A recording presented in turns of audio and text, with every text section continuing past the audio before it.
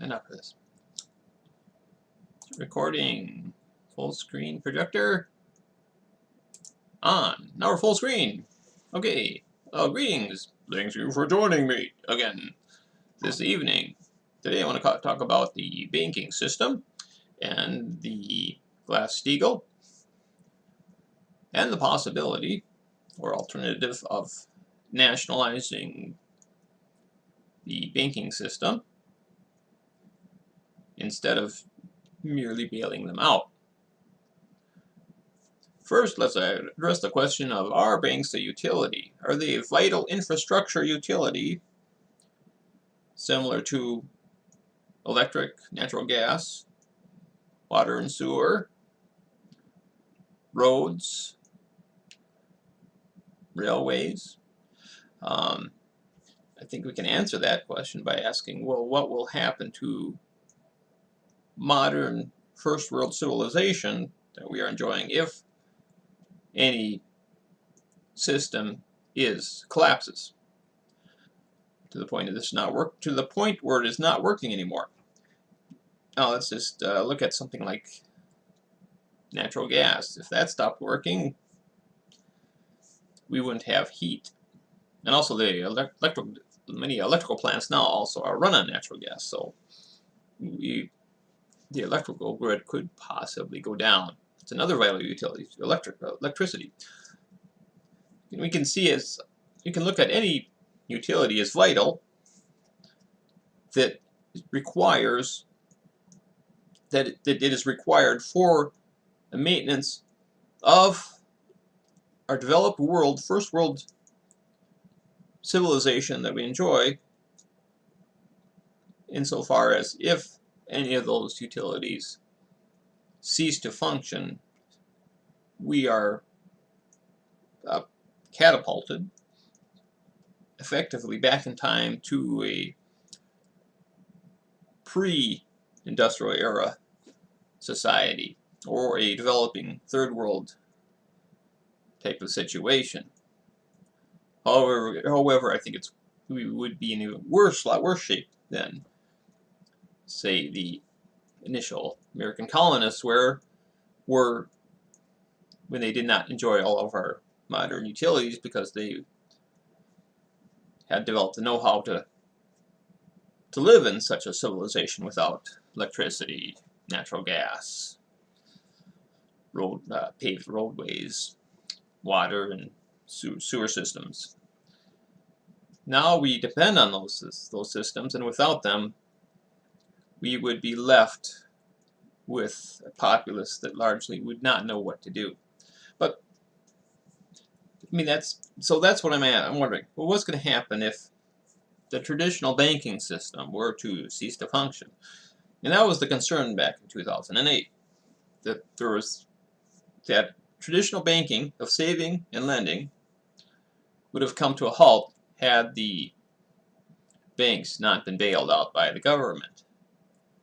So if we take that as a given, and I think that it sounds like, at least back then, they were saying, they being the economists and financiers, they were saying that, yeah, if we don't bail them out, then the economy will grind to a halt. We will be faced with a civil emergency that we would all be facing, not just the bankers, but society as a whole would be facing a civil emergency comparable to a natural disaster. That's because our economy is a debt-based economy that depends on lending. If banks aren't going to be lending to each other or to businesses, then our modern civilization would grind to a halt, because our modern civilization depends on lending for it to function. And all the utilities and how we get our necessities of life, they require lending also in order to function, in order to work on a daily basis, including the grocery stores, hardware stores, and the aforementioned utilities. They depend on debt to function. If nobody's lending to them, they will not have the finances to run their operations. if they can't fund their operations, then the trucking companies that ship in all of our goods, including food, well, how are they going to keep operating if they don't have any funds that are loaned to them by the banks, because the banks stopped running? How are the grocery stores going to get their food, and how are they going to even open the doors even if they do have shipments still delivered? Because the grocery stores also depend on lending, on loans to continue operation. So as a result, we see that it's easy to see how we are dependent on the traditional banking system of saving and lending for our society to function as a first world developed society. So I think a case can be made that we did need to make sure the traditional banking still functioned back in 2008. So the question though is, did we really need to bail them out? Should we have instead have fully nationalized the banks, the traditional banking system, any of the banks that required bailing out? Instead of bailing them out, just have the federal or possibly state governments take over those banks perpetually, permanently, so that now the government is in charge of that vital infrastructure utility of saving and lending. Thereby, none of the bankers would have gotten any kind of bailout. They would not have been rescued. No funds for the bankers themselves. Now, some of the big, it's like the bank managers, employees, insofar as they were necessary to keep running the banks that got bailed out, they'd still have a job. And so, but the banking system would still be running. Lending would still be happening. They'd be going by the same standards of lending and savings, protecting the savings of the depositors, and they'd still be lending to businesses. But they'd no longer be running as a private organization. They'd be run by the government. So that's what I'm wondering. Well, ever since the financial crisis, I mean, the worst part of it, I think a case can be made that we're still in a recession. But regardless, there has been some recovery in terms of the massive, the height of the crisis. We have been able to patch the economy back together again, so it's still running, still operational. But there has been little talk since the bankers got bailed out as to what to do if that event, that kind of crisis happens again. They're all these bankers and financiers and economists are saying, oh well, they got to be bailed out back in 2008 and in 2009. Oh yeah, we got to do this. This is required, but because it's necessary for the economy to be running properly, for this traditional banking to stay operational. But since then, once they got the money, then everybody just largely remains quiet, and some discussion here and there, but for the most part, there's little little discussion about what to do to prevent the people being in the predicament, the society at large, the non-banking, I mean the public that is not part of the banking system, what can be done to keep them out of the predicament of being dependent on the bankers for the economy to be running smoothly. And the problem is that Glass Steagall, which is supposed to keep it so that so the traditional banking does not stay involved in does not have any hand in the speculative investment side of banking. they were supposed. I mean, that's what Glass Steagall. I think it was the late '90s. Was Glass Steagall was repealed. It was begun. I think it was enacted during the FDR's term. It was designed to prevent another stock market crash, and I think it was repealed in the late '90s by bipartisan repeal. Both Democrats and Republicans signed into law by Bill Clinton. But yeah, I don't think it should have been repealed. It should have been clear by the 2008 crisis that the large reason it was that crisis happened in the first place was because of the repeal of Glass Steagall, because these investment bankers that were effectively gambling with their company's money, with the bank's money, they're investing, gambling more like it, speculating on these assets that were more risky than they thought. But the problem was that they're part of the same financial institution as the traditional banking side. There's like they had one side that was traditional banking and another side of the same bank that was speculative finance, gambling. And so when the bets went bad, there was a danger of the speculative side of the financial institution taking down the traditional side of the bank, traditional banking, savings and lending. So they said, hey, we need some help here. We need to bail us out, or our traditional banking side is going to go down with us. We're going to take them down. And then with that, along with the traditional side of their bank, they're going to take down the rest of the economy. So yeah, they're saying, hey, they're holding out their hands, saying, yeah, we need the money. Give us money, government. And so we did, but we did not fully nationalize them, and we did not reenact Glass Steagall either. The Congress did not. They weakened Dodd-Frank, which has been even further weakened since then. Was enacted. But what I'm proposing is that the thing is, now they're saying, oh well, a lot of people in economics and finance are saying, oh, the banks, they're a lot more secure now. They have more solid finances.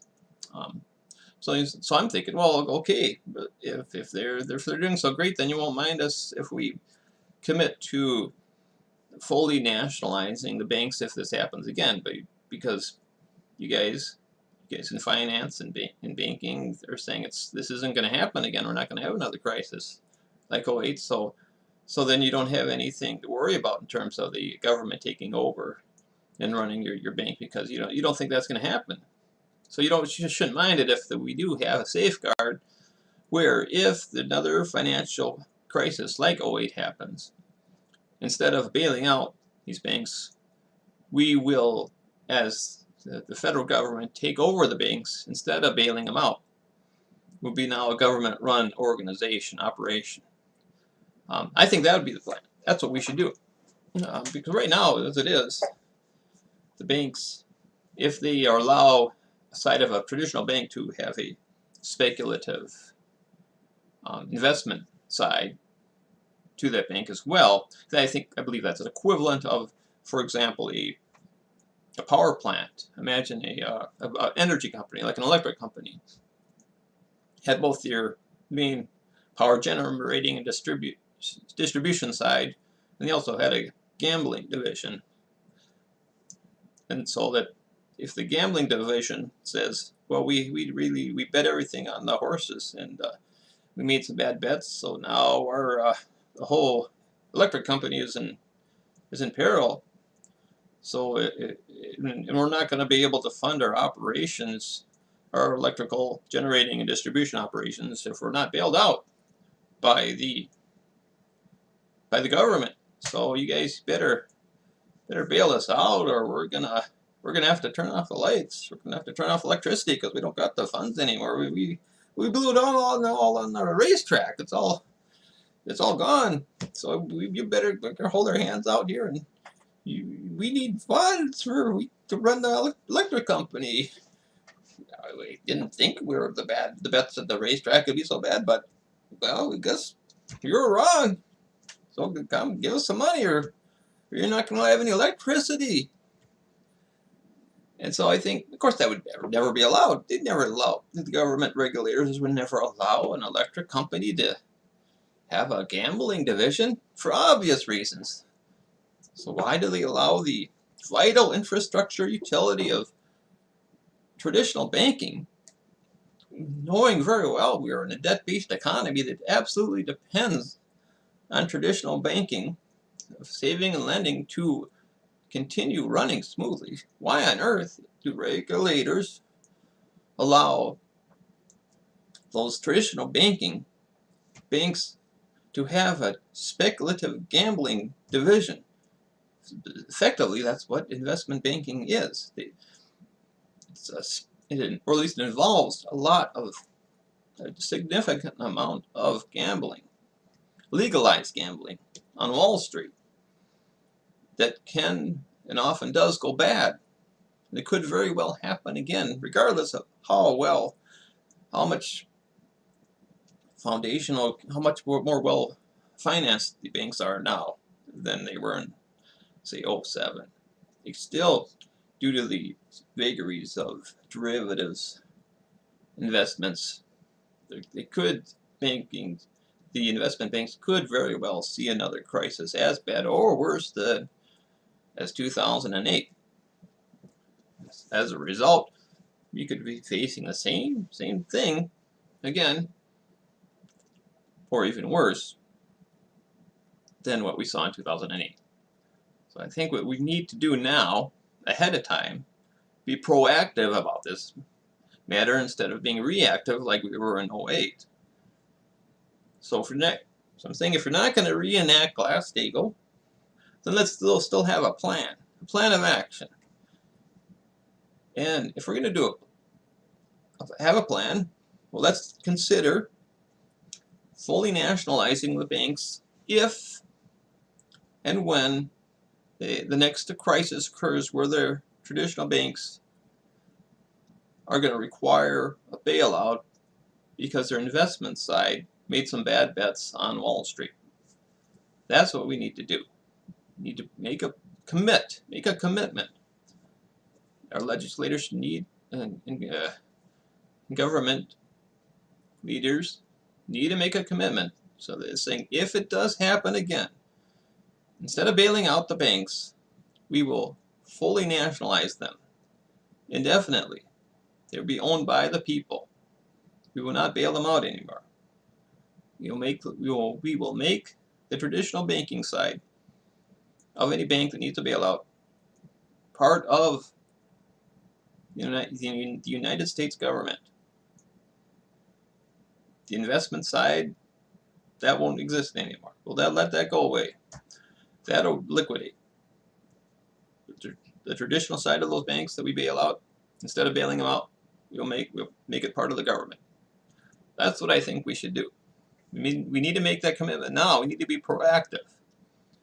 It's no good being reactive. It's never a good way to deal with crises. Is not to plan for them and adjust, so that we can know how to react.